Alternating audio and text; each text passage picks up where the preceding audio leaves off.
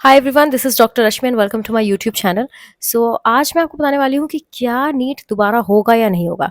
पहली बात तो मैं आपको बता दूँ, I am not even surprised कि ऐसा हुआ कि पेपर लीक हो गया।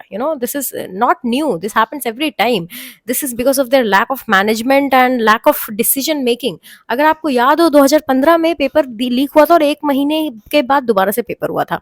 उसके बाद फिर 2016 में उन लोगों ने 2 दिन पहले डिसाइड किया कि नहीं, हम AIPMT नहीं, हम नीट लेंगे। तो उसके लिए उन्होंने ऐसा बोला कि आप AIPMT अभी दे दो 2 दिन बाद, उसके बाद अगर आप डिसाइड करोगे तो आप 3 महीने बाद फिर से नीट दे सकते हो और उसके बाद आपका जो AIPMT वाला अटेम्प्ट है उसको हटा दिया जाएगा। They have no idea that the children, that the students are just like 17 years old, 16 years old, and they cannot make that kind of decision after studying so hard.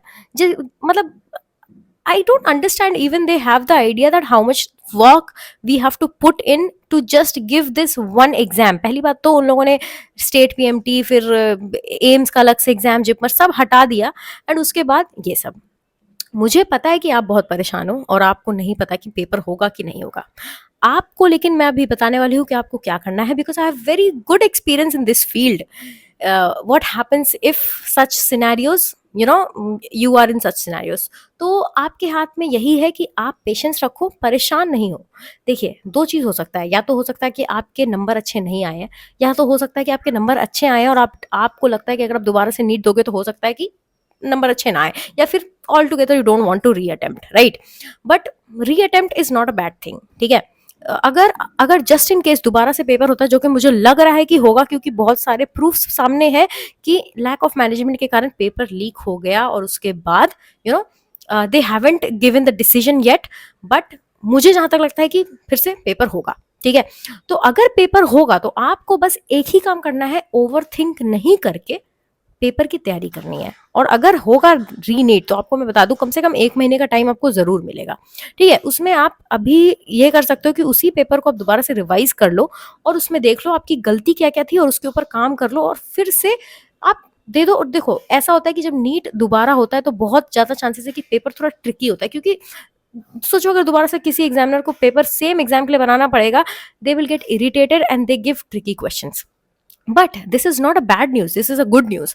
क्योंकि अगर tricky questions आते हैं तो उससे क्या होता है कि बहुत सारा पॉपुलेशन जो है छट जाता है। अभी जहां तक मैं सुन रही हूँ कि 2000 से ज्यादा बच्चों को 700 प्लस मार्क्स है। That is like, I don't know, लोग बहुत ज्यादा पढ़ रहे हैं या फिर this can be one of the explanation कि हाँ पेपर लीक हुआ है। वेल, जो भी हुआ हो, आपके नंबर कितने हैं आपको उससे मतलब है। आप अगर आपने शिद्दत से पेपर दिया था और जो भी दिक्कत हुई थी आपको उस चीज से एक एक्सपीरियंस मिल गया है अभी, और आपके पास एक अपॉर्चुनिटी है अभी कि इस पेपर लीक होने के कारण अगर रीटेस्ट हुआ तो आप अपना फिर से अटेम्प्ट दे के अपनी गलतियों को सुधार सकते हो। तो अभी आपको बिल्कुल परेशान नहीं होना है। जो जितने भी रैंक आए, कोई दिक्कत नहीं है।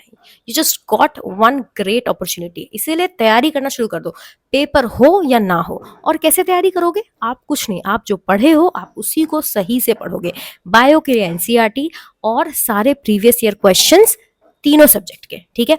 और जितने भी आपके नोट्स है जो आपने बनाए हैं उसको बस आप रिवाइज करो। I am telling you 1 month is enough. आप उनके डिसीजन देने के बाद 1 मंथ रहेगा, ठीक है। अभी भी डिसाइड नहीं हुआ, अभी कुछ भी क्लियर नहीं है क्या होने वाला है, but still I would suggest you be ready. जिसके भी नंबर लाइक 650 के प्लस हैं, आपको मैं बोलूंगी आप भी तैयार रहें, आप भी रिवाइज थोड़ा थोड़ा करते रहे और परेशान नहीं हो। मुझे पता है, one of my relative got 680 marks and he ended up getting 8800 rank. Otherwise इनकी रैंक तो लाइक 1000 2000 में होनी चाहिए। बट जहां तक मुझे पता चला कि वहां पे इन्विजिलेटर आंसर मार्क नहीं करने दे रहे थे। That is such injustice.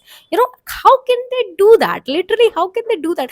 Like आप सोचो, बच्चों को नाइटमेयर आ रहा होगा कि मुझे आते हुए मुझे करने नहीं मिला, what did I do wrong? So there is one more thing that you have to be ready for anything to happen. There are so many excuses also people give कि वहां पे मतलब कि चेयर खराब होता है, AC नहीं चल रहा होता है, धूप आते रहता है, गर्मी लगती रहती है। एवरीथिंग असाइड, ये सब तो मैं मान सकती हूँ कि ये सब किसी के साथ भी हो सकता है, but invigilator doing such kind of thing is very much unjustified. It should not happen again. मैं अगर बोलूँ तो मैंने जब पेपर दिया था मेरे साथ भी ऐसा हुआ था कि ऐसा नहीं था कि मतलब मार्क नहीं करने दे रहे हैं, बट हाँ ऐसा था कि constantly they are disturbing for something for nothing, like it's so much irritating when you're trying to give a paper, you're trying to concentrate on something in such a great deal, you know. So अभी आपको बस एक ही काम करना है, बिल्कुल परेशान नहीं होना है, ठीक है। एक बार फिर से पेपर होगा, आप दे दो, ठीक है। और guys just think one thing in life, इतने सारे बच्चे एग्जाम दे रहे हैं और every one want become a doctor, and becoming a doctor is not the only noble thing you can do in life. You can do a lot of things, you know. You just have to have patience and let life tell you what are you good at it, ठीक है। आप जिसमें सही हो आप वो चीज करोगे तो आप चमकोगे। अगर सारे 21 लाख बच्चे डॉक्टर बन जाएंगे तो आप अलग कहाँ से हो, है ना। आपको इस तरह से सोचना है। लेकिन अभी आपके पास एक अपॉर्चुनिटी है, ज्यादा ट्विटर और इंस्टाग्राम और इन सब पे प्रोटेस्ट आपको करने की जरूरत नहीं है, उसके लिए हम हैं, हम कर रहे हैं, ठीक है। हम आवाज उठा रहे हैं। आपको नहीं पता कितने यूट्यूबर्स जो आपके फेवरेट इन्फ्लुएंसर्स हैं वो कितना एनटीए के ऑफिस तक जाने वाले हैं उनसे बात करने के लिए। So you don't have to worry about it, you just have to prepare and be ready if anything happens, ठीक है। और जहां तक आपकी जो भी रैंक आई है अभी, you don't have to worry, counselling will be fine, ठीक है। उस हिसाब से आपको जो, अगर आपको मान लीजिए कि नहीं होता है रीटेस्ट, उसके बाद काउंसलिंग होती है, आपको अच्छा कॉलेज मिलेगा। बट मुझे प्रोबेबिलिटी 80% चांसेस लग रहा है कि पेपर होगा। और जो भी बुरा हुआ उसके लिए आपको ज्यादा ओवरथिंक नहीं करना है, ठीक है। अभी जो आपके हाथ में है वो करना है, लीव नहीं करोगे। बच्चे कहाँ तक गलती कर देते हैं कि लास्ट मोमेंट पे थोड़ा पढ़ने के चक्कर में एंट्री का टाइम खत्म हो जाता है, उसके बाद वो पेपर नहीं दे पाते हैं, ठीक है। तो bad things can happen with anyone in any scenario. You just have to see where you stand and what you need to do, ठीक है। So इसीलिए ज्यादा सुसाइडल थॉट्स या डिप्रेस होने की जरूरत नहीं कि मेरे साथ बुरा हो गया। बहुत लोगों के साथ बुरा हुआ है, ठीक है, आपके साथ नहीं हुआ है। सिर्फ आपको बस ये देखना है कि नेक्स्ट आपको क्या करना है, ठीक है। So I would say buckle up and just go and study again. अगर आपके नंबर अगर अभी 650 से कम आए देन तो आपको नेक्स्ट ईयर के लिए प्रिपेयर करना है, if you want to do MBBS, right. If you just see yourself, ask yourself, if you are not prepared for this kind of exam and this really cutthroat competition, just leave it and do something else. There are a lot of opportunity in the science field. You can try a lot of other things, okay।